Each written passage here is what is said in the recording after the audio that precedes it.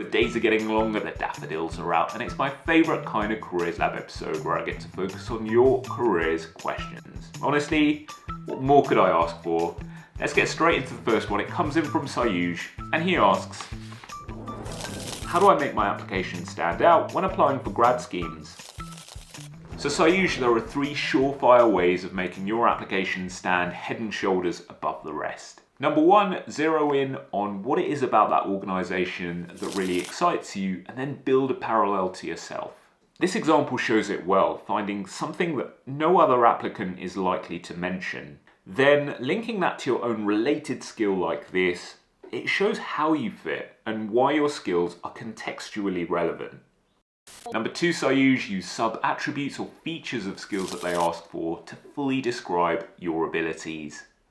For example, taking the skill of relationship building, you can see how the highlighted sub-attributes here give structure and substance to your skills. The Harvard Competency Dictionary is the go-to guide for teasing out what sub-attributes work best with each skill, and it also gives you examples, and the link to that is in the description box below. Lastly, Sayooj, you can make your application stand out even further by mentioning a talk that you've attended, perhaps online by that organisation, or indeed a conversation you've had with a staff member there, because that shows perhaps greater depth and sincerity to your interest. If you employ these approaches, Sayooj, I am absolutely confident that the ratio of interview invites to applications will go up rapidly. Thank you so much for your question. I really appreciate it, and the very best of luck. Okay, so question 2 this week comes in from both Jade and Saloni, which makes me think perhaps they have similar questions. So let's go ahead and take a look. Can you tell us more about summer internships and tips for applying? Jade Saloni, absolutely yes, and thank you so much for sending in this question. I'll refer you to the previous answer for tips on applying because I think they're equally relevant for summer internships, but I'll perhaps frame this answer around 3 different ideas. And please know we have an awesomely detailed internships toolkit by UCL Careers that I've linked to in the description box below for fuller detail. Timings first, Jade and Saloni. If you haven't already started applying for summer internships, I recommend doing that now, but bearing in mind that the window of opportunity is actually a lot wider than many people realise. Many internships remain or are newly advertised in spring and even in summer.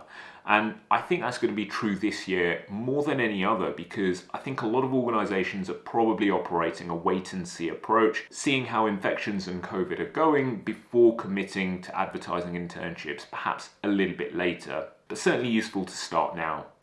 Second, Jade and Saloni, is where to look for summer internships being advertised. Many larger aggregating websites like the Brilliant Prospect and Grad often feature internship opportunities at medium to larger sized organisations, which is great if that's what you're after. But if you're after a broader selection, I certainly recommend UCL Careers vacancies page accessible through the UCL Careers website. There are lots of hand-picked and curated internships there that often won't appear on many other sites. And also don't underestimate LinkedIn Jobs tab. You can filter for internships, and it's becoming a really great way of finding those rarer internships. Third, Jade and Saloni, is the role of speculative applications in securing summer internships.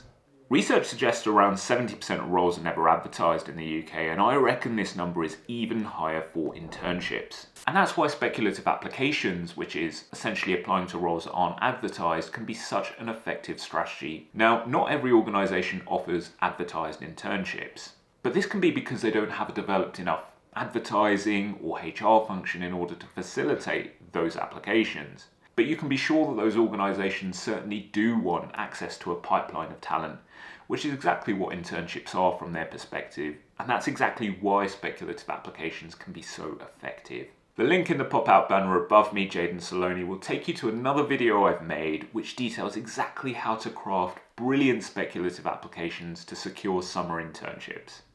Thank you so much for your question. I really appreciate it, and best of luck. Okay, so our final question this week comes in from Recina, and she asks, when should I start applying for my graduate job related to design and art? Recina, I reckon you might be in your final year, and if I'm right, I recommend applying around now. And that's because the website graduatejobs.com confirms January and February as being the month with the greatest number of art and design related jobs being posted. And running a Google search for graduate level art and design roles confirms applications are open for a wide range of graduate job schemes and internships across the likes of graphic design, curation, illustration, and lots more besides. If you're thinking why apply now since it's a while before I can start Recina, perhaps in May or June, well, recruitment processes can often take around 2 months. And organisations expect they may have to wait 3 months anyway for a candidate who has to give notice from another role. So employers expect around a 4-5 month lead time, which means you're very much in that window to start applying now. So brush up that portfolio, and please know that you can get your written application answers checked over by our recruitment and selection team, who will absolutely make sure that you represent your full quality and value in the submissions you make. Links in the description box below. Thank you so much for your question. So that brings to a close this episode. Thank you so much for your questions. Sayooj, Jade, Saloni, and Recina, and to everyone else who was generous enough to write in. And remember, you can get your careers questions answered in a future Q&A episode by emailing in at careers.marketing@ucl.ac.uk. That's it from us for this week. I'll see you next time.